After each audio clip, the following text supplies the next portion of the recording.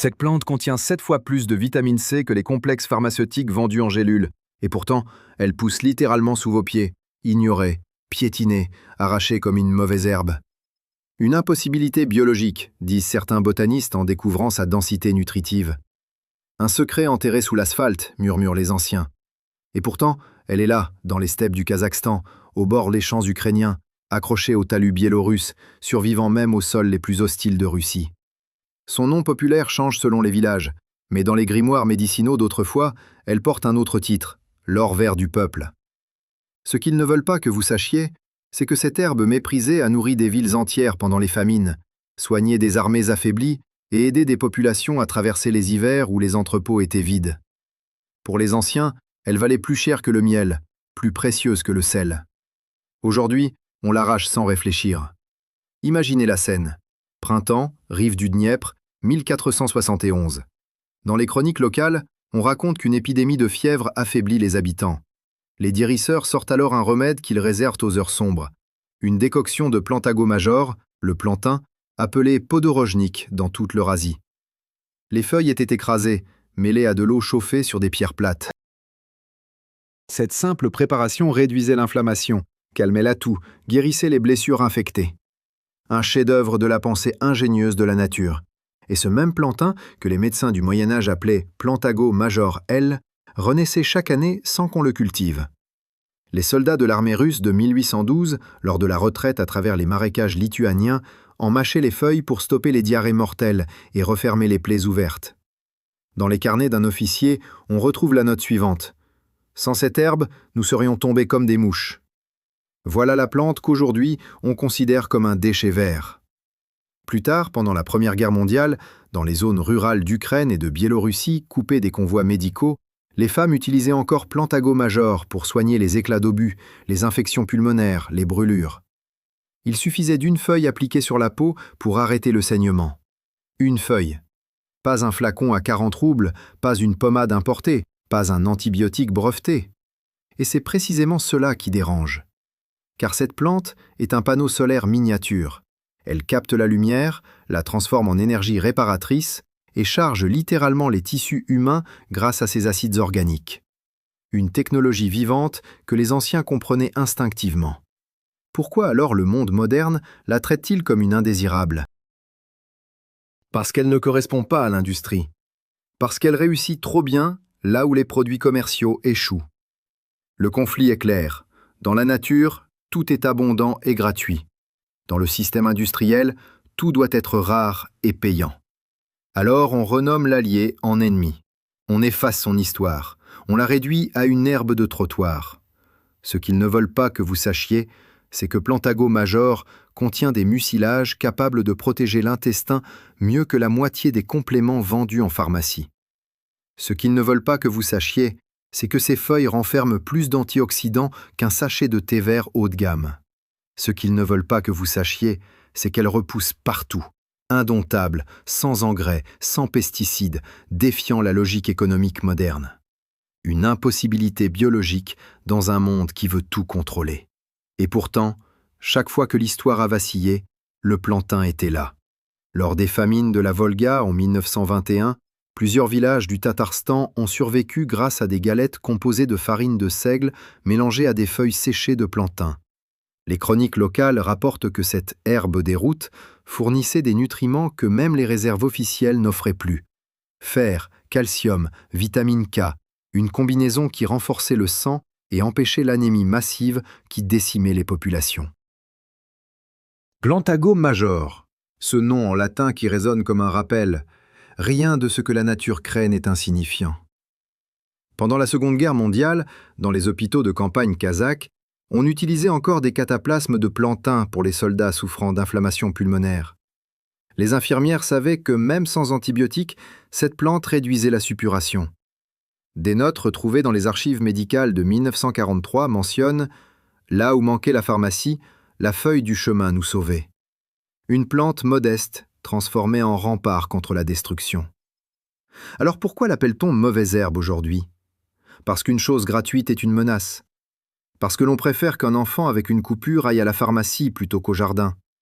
parce que le savoir populaire doit être effacé pour que l'industrie devienne indispensable. Le plantain a été relégué au silence, une plante que l'on piétine alors qu'elle porte en elle un secret vieux de plusieurs millénaires, la capacité de réparer, de nourrir, de protéger. Un secret enterré sous l'asphalte, attendant qu'on le déterre.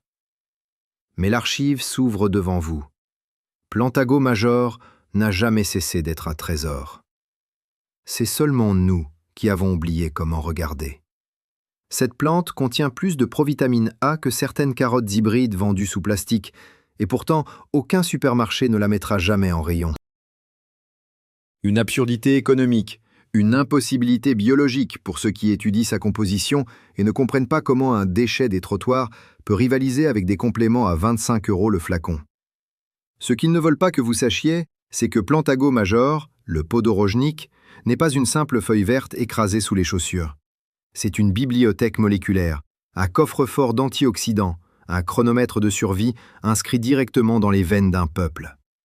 Et si vous remontez les archives, vous comprendrez pourquoi cette plante a été effacée du discours officiel, lentement, méthodiquement, presque religieusement. Car dans les terres de l'ancien empire soviétique, son histoire est écrite comme une fresque de résistance.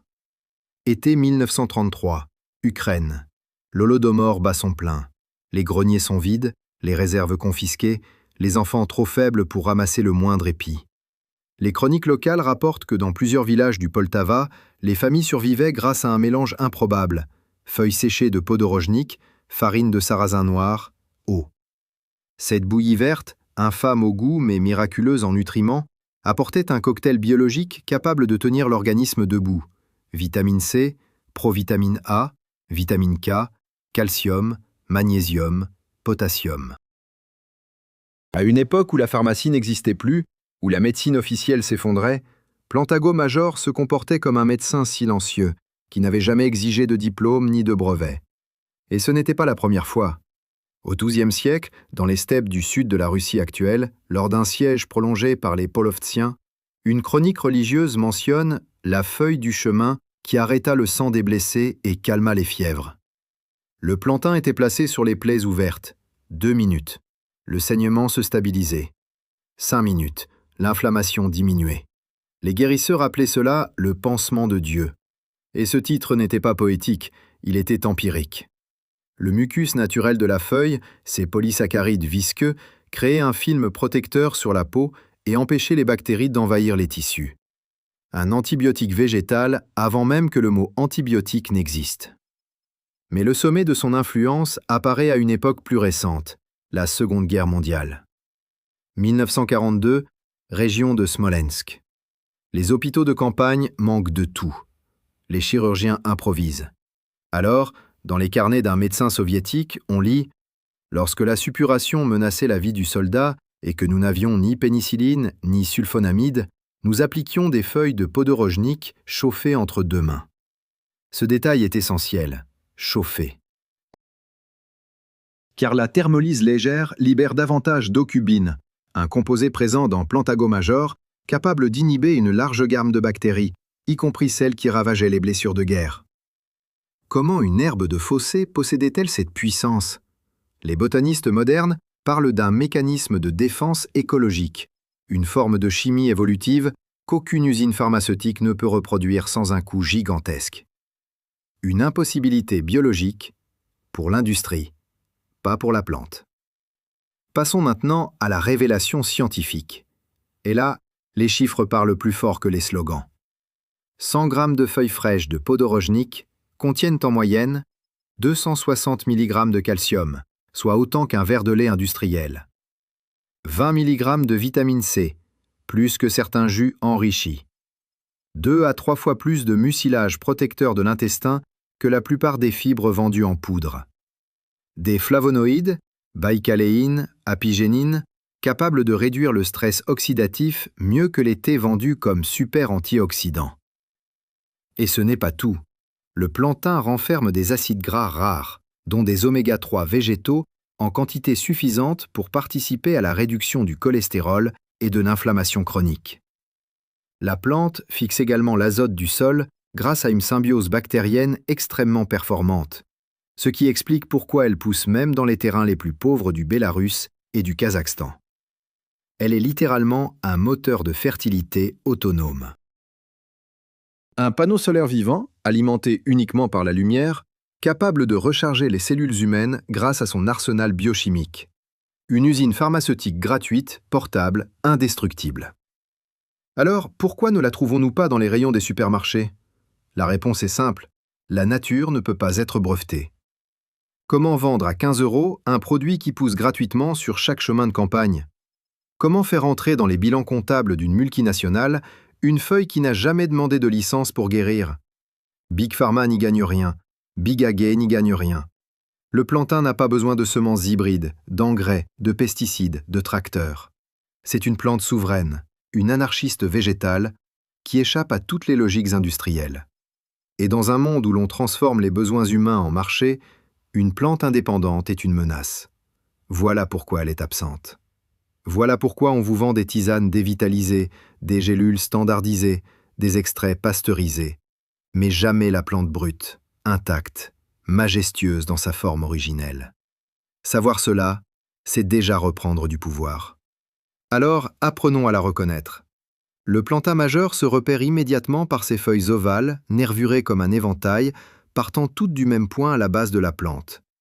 Les tiges florales sont longues, fines, presque austères, surmontées d'un épi de minuscules fleurs brunâtres. Les racines. Un chef-d'œuvre de la pensée ingénieuse. Un réseau dense, vertical, construit pour survivre à la sécheresse et régénérer la plante même après un arrachage total. En Ukraine et en Russie, les enfants apprennent encore à poser une feuille sur une piqûre d'insecte pour calmer la douleur. C'est toujours aussi efficace. Comment utiliser cette plante dans la vie moderne? Crue, simplement mâchée pour soulager la gorge ou une irritation buccale. En smoothie, mélangez quelques feuilles jeunes avec de la pomme ou du kéfir pour un shot intestin microbiome digne d'une clinique alternative. En décoction, une poignée de feuilles séchées, 10 minutes dans l'eau frémissante, pour une boisson qui apaise les inflammations internes. En fermentation, feuilles hachées, sel, un pot fermé, la lactofermentation libère des composés encore plus actifs et crée un probiotique naturel. Pas d'effets secondaires, pas de contre-indications lourdes, pas de boîte en plastique. Le plantain ne demande qu'une chose, qu'on se souvienne. Se souvenir que la force ne vient pas toujours d'un flacon, que la guérison n'est pas toujours vendue derrière un comptoir. Le retour aux racines n'est pas un geste romantique, c'est un acte de résistance, une reconquête de souveraineté.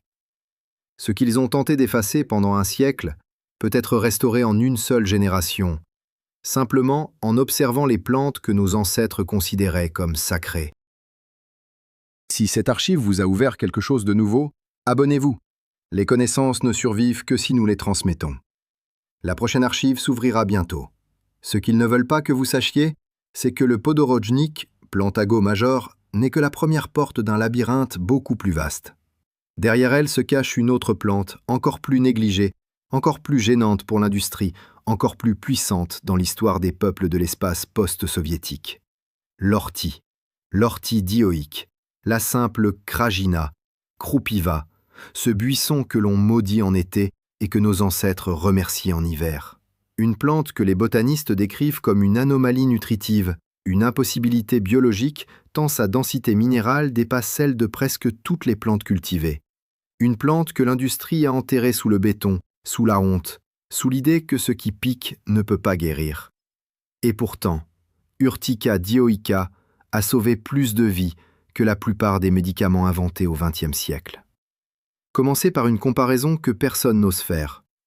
100 grammes d'ortie fraîche contiennent jusqu'à 480 mg de calcium, 2 fois plus que le fromage blanc industriel, 80 mg de vitamine C, autant que certains agrumes raffinés, 6 mg de fer, soit plus que les steaks vendus comme riches en fer, et une concentration en chlorophylle si élevée que les laboratoires l'utilisent comme standard de mesure.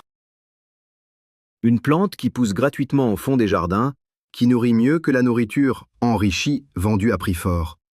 Comment expliquer cela? Les biologistes parlent d'une capacité unique à absorber les minéraux du sol grâce à un système racinaire agressif, vertical, plongeant parfois à plus d'1 mètre sous terre. une sorte de perceuse biologique qui extrait du sol ce que les cultures modernes ne peuvent plus atteindre. Une performance écologique qui échappe totalement au modèle économique de Big Ag. Ce qu'ils ne veulent pas que vous sachiez, c'est que l'ortie a nourri des villes entières au bord de l'effondrement.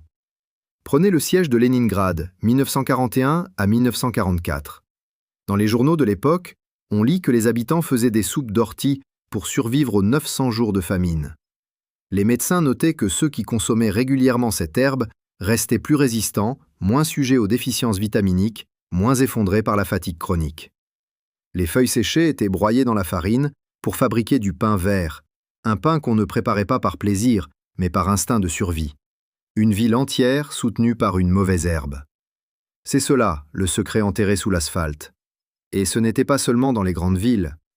Dans les villages ukrainiens, les femmes préparaient chaque printemps la zelena jouska, une soupe verte où l'ortie jouait le premier rôle. Après les hivers terribles des années 1930, ce plat n'était pas une recette, c'était un vaccin contre la faiblesse, un bouclier contre l'anémie, une source de protéines accessible quand les animaux étaient trop maigres pour être abattus. Car oui, l'ortie contient des protéines, jusqu'à 25% de sa masse sèche, plus que certains substituts végétaux qui se vendent aujourd'hui comme innovation révolutionnaire. C'est l'ironie du siècle. Ce que l'industrie essaie de fabriquer en usine existe déjà dans un fossé. Pendant la reconstruction d'après-guerre, dans les camps de travail du Kazakhstan et au bord des forêts sibériennes, les prisonniers survivants écrivent dans leurs mémoires « Quand nous trouvions de l'ortie, nous savions que nous vivrions encore un jour. On la consommait crue, bouillie, fermentée. Elle soignait les hémorragies internes grâce à sa vitamine K naturelle. Elle renforçait les os grâce à son calcium biodisponible. Elle arrêtait les diarrhées, stimulait le sang, réparait les tissus. Urtica dioica, un nom en latin qui sonne comme un rappel. La survie n'a jamais été un produit de luxe. Et pourtant, aujourd'hui, on la qualifie de plante envahissante, d'inutile, de dangereuse pour les jardins. Pourquoi ? Parce qu'elle ne correspond pas au marché.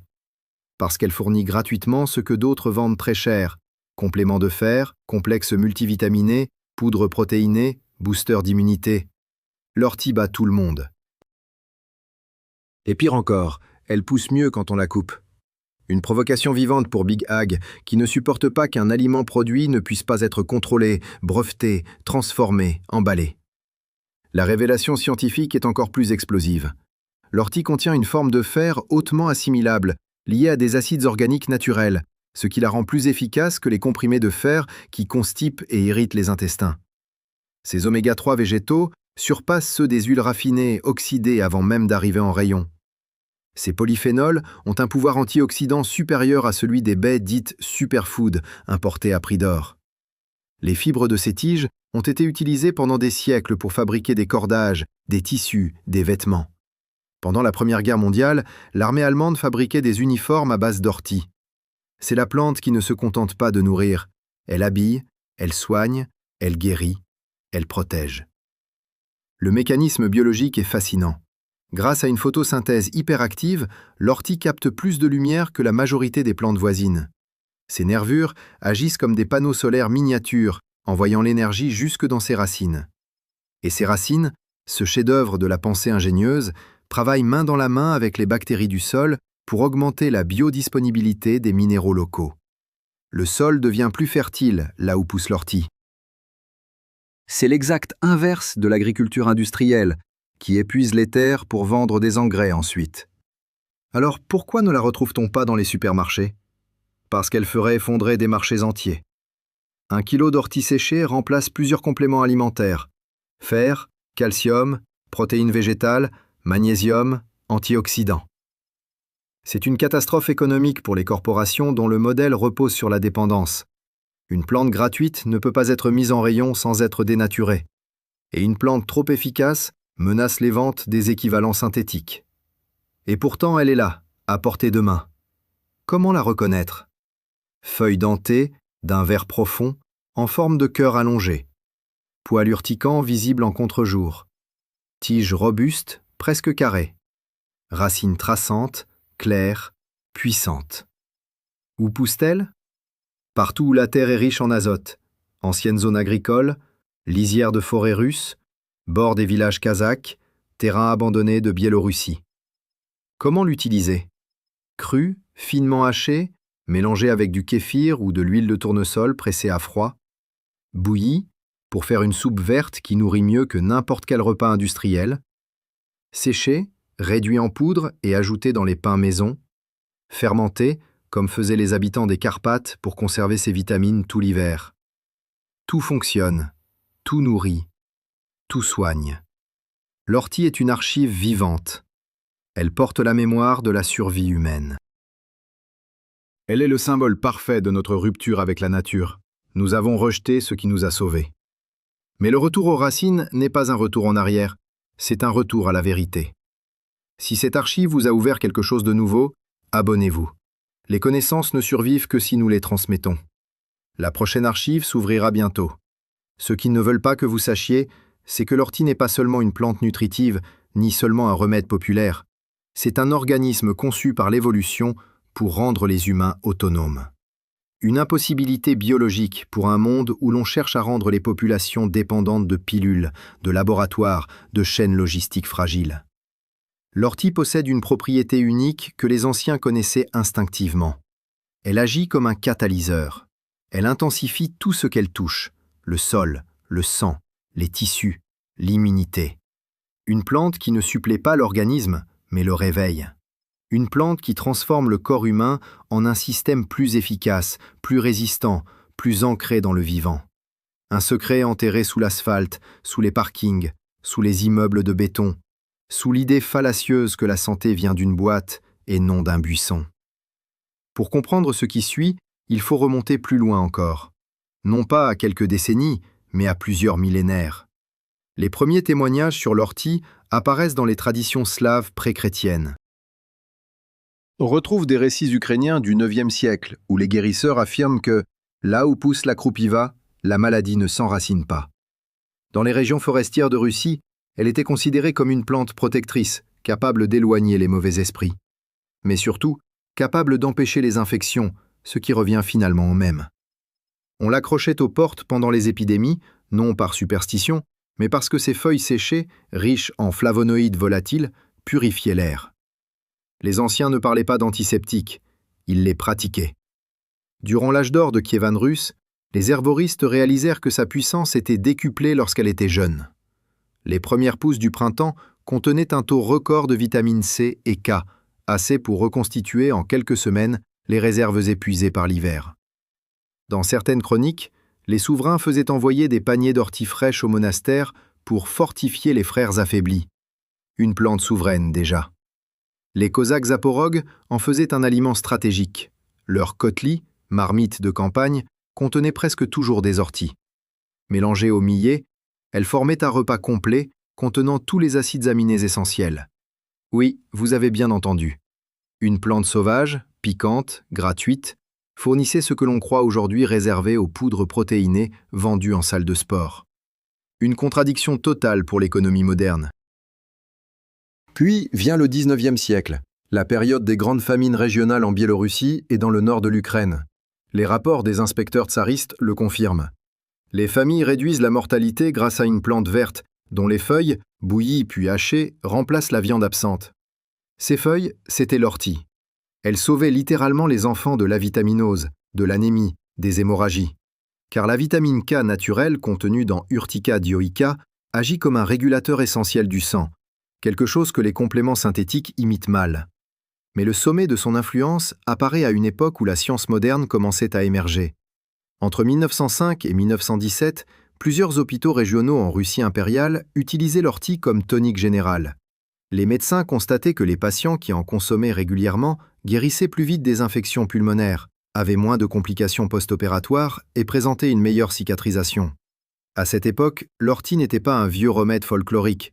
Elle faisait partie de l'arsenal médical officiel, reconnu pour sa capacité à favoriser la formation de globules rouges et à booster la production naturelle de collagène. Alors pourquoi cette plante a-t-elle disparu de la médecine moderne? Pourquoi les universités l'ont-elles rayée de leur programme? Pourquoi les autorités sanitaires ne la mentionnent-elles pas, alors qu'elle égale, voire dépasse, plusieurs compléments vendus légalement? La réponse tient en un mot: brevet. L'ortie ne peut pas être brevetée. Elle pousse sans engrais, elle repousse même après destruction. Elle contient des molécules complexes, Chlorophylle, acide organique, flavonoïdes, minéraux bioassimilables, que l'industrie ne peut pas isoler sans perdre leur synergie naturelle. La nature a créé un système trop sophistiqué pour être monétisé simplement. Big Ag a besoin de plantes faibles, de variétés dépendantes des pesticides, de cultures incapables de survivre seules. L'ortie est l'antithèse parfaite. Elle enrichit le sol, attire les auxiliaires, stabilise les écosystèmes. Big Pharma a besoin de solutions partielles, de molécules isolées prescrites chaque mois. L'ortie est un tout, une symphonie biochimique qui agit sur le sang, l'immunité, les tissus, l'énergie générale. Elle ne s'achète pas, elle se cueille. Elle ne dépend pas d'une ordonnance, elle dépend de vos mains. Et le plus troublant, c'est que ces chiffres sont imbattables. 300% de vos besoins journaliers en vitamine K dans une poignée de feuilles fraîches. Plus de magnésium qu'une banane. Plus de potassium que certains compléments dits premium. Une teneur en fer qui rivalise avec les médicaments contre l'anémie. Un pouvoir antioxydant supérieur à la myrtille. Une densité de chlorophylle qui surpasse la plupart des poudres vertes vendues comme superfoods. Comment une herbe piquante peut-elle surpasser l'industrie entière? C'est simple. L'industrie ne peut pas imiter ce qu'elle ne comprend pas. L'ortie fonctionne grâce à des interactions moléculaires complexes, impossibles à reproduire artificiellement sans perdre leur efficacité. Et parlons de son mécanisme le plus fascinant, son effet sur le microbiome humain. Les fibres solubles de l'ortie nourrissent les bactéries bénéfiques de l'intestin, augmentent la production d'acides gras à chaîne courte, modulent l'inflammation systémique et améliorent l'absorption des nutriments. En d'autres termes, elle optimise l'organisme avant même d'agir directement sur le sang ou les tissus. Elle prépare le terrain comme un ingénieur invisible. C'est là que réside son génie. Un génie que la nature a peaufiné pendant des millions d'années, bien avant que l'humanité ne découvre les vitamines. Comment l'utiliser dans la vie quotidienne? Simplement. Les jeunes pousses sont parfaites en salade, mélangées à du concombre ou du kéfir. Les feuilles plus matures peuvent être bouillies puis pressées pour faire un jus vert puissant. Séchées, elles deviennent un complément naturel d'une efficacité redoutable. Fermentées, elles deviennent un médicament vivant, un probiotique végétal qui renforce l'intestin mieux que beaucoup de produits vendus en pharmacie. Vous pouvez aussi en faire un pesto, un bouillon, une poudre pour enrichir les soupes, un ingrédient pour le pain maison. Tout est utilisable, rien ne se perd. La plante piquante que l'on évite est en réalité un maître guérisseur. Et c'est là que réside la véritable tragédie. Nous avons oublié ce qui nous a construits. Nous avons troqué l'autonomie contre l'illusion du progrès. Nous avons abandonné les trésors qui poussaient librement pour acheter des substituts en plastique. Mais la nature n'a pas oublié. L'ortie continue de pousser. Elle attend. Elle survit. Elle nous tend la main. Il suffit de la regarder pour comprendre. L'avenir appartient à ceux qui renouent avec les archives vivantes. Si cette archive vous a ouvert quelque chose de nouveau, abonnez-vous. Les connaissances ne survivent que si nous les transmettons. La prochaine archive s'ouvrira bientôt. Ce qu'ils ne veulent pas que vous sachiez, c'est que l'ortie n'est pas le seul pilier de l'autonomie effacée. Il existe une autre plante, encore plus provocante, encore plus dérangeante pour l'industrie moderne. Le pissenlit. Le simple Odnoduvanchik, Kulturbaba, ce soleil jaune que les enfants soufflent pour faire voler les graines, sans savoir qu'il disperse en réalité l'un des remèdes les plus puissants de la pharmacopée populaire. Une impossibilité biologique, disent certains chercheurs, car cette plante accumule dans sa racine une concentration de nutriments rarement observée dans les légumes cultivés. Et pourtant, elle pousse partout, dans les cours d'immeubles soviétiques, entre les dalles fissurées du Bélarus, dans les villages pauvres du Donbass, dans les steppes kazakhs où l'eau manque. Un secret enterré sous l'asphalte, non pas parce qu'il est insignifiant, mais parce qu'il est trop efficace pour être toléré. Ce qu'ils ne veulent pas que vous sachiez, c'est que Taraxacum officinal est une machine biologique complète. Sa racine profonde, pouvant atteindre 40 cm, agit comme une pompe souterraine, ramenant à la surface les minéraux enfouis, potassium, calcium, magnésium, fer, manganèse. Ces feuilles rivalisent avec les salades les plus chères en quantité de vitamines A, C, K. Ces fleurs, séchées, ont servi pendant des siècles de remède contre les inflammations hépatiques. Mais c'est sa racine, surtout, qui terrifie l'industrie pharmaceutique. car elle contient des fibres spéciales, les inulines, capables de nourrir le microbiome intestinal, d'améliorer la digestion, d'abaisser naturellement la glycémie et de renforcer l'immunité. En d'autres termes, un probiotique naturel, gratuit, disponible partout, impossible à breveter. Pour comprendre son rôle dans l'histoire, regardons les archives. Durant les famines de 1921 dans les régions de Samara et Saratov, des milliers de familles survivent en consommant les racines séchées de pissenlit, transformées en substitut de café. Ce café du peuple, comme on l'appelait alors, n'était pas seulement une boisson chaude. Il fournissait des fibres prébiotiques qui empêchaient les troubles intestinaux, alors responsables de nombreuses morts chez les populations affaiblies.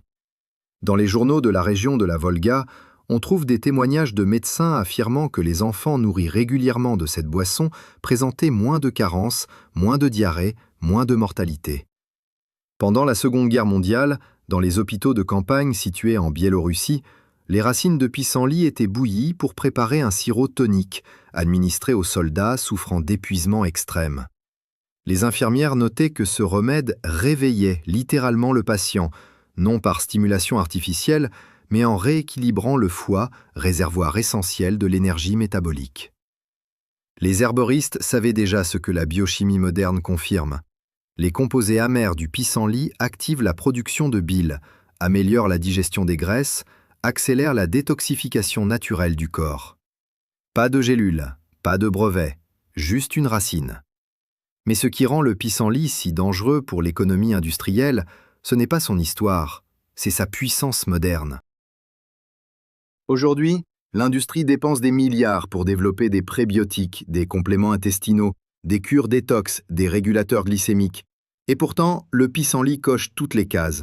Renforcement du foie, régulation de la glycémie, stimulation de la digestion, restauration du microbiome, réduction de l'inflammation. Un super aliment qui pousse même sur les terrains contaminés. Et c'est là son autre particularité. Le pissenlit est un bio-indicateur. Il pousse là où la terre est appauvrie, non pour signaler la ruine, mais pour la réparer. Sa racine a le pouvoir unique de transformer des sols compacts en sols fertiles, de réintroduire des micro-organismes bénéfiques, d'aérer la terre. Une plante ingénieure, un bulldozer naturel miniaturisé. Alors pourquoi l'a-t-on transformé en symbole de négligence ?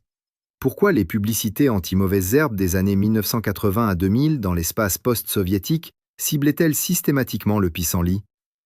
Parce qu'il rivalise directement avec plusieurs industries. Compléments alimentaires, produits pour le foie, probiotiques, tonifiants. Et surtout, il défie Big Ag. Il pousse sans engrais, sans pesticides, sans irrigation. Il s'oppose à l'idée même d'une agriculture contrôlée. Il représente la souveraineté biologique dans un monde qui préfère la dépendance artificielle. Son profil scientifique est impossible à ignorer. Ses feuilles contiennent plus de potassium que la plupart des bananes importées. Sa racine contient jusqu'à 40% d'inuline, un chiffre que les laboratoires tentent péniblement d'atteindre dans leur formulation synthétique. Ses fleurs renferment des antioxydants rares, capables de réduire le stress oxydatif mieux que plusieurs produits premium.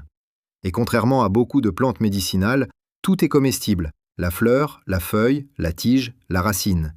Une plante totale. Mais la révélation la plus surprenante réside dans son interaction avec le microbiome.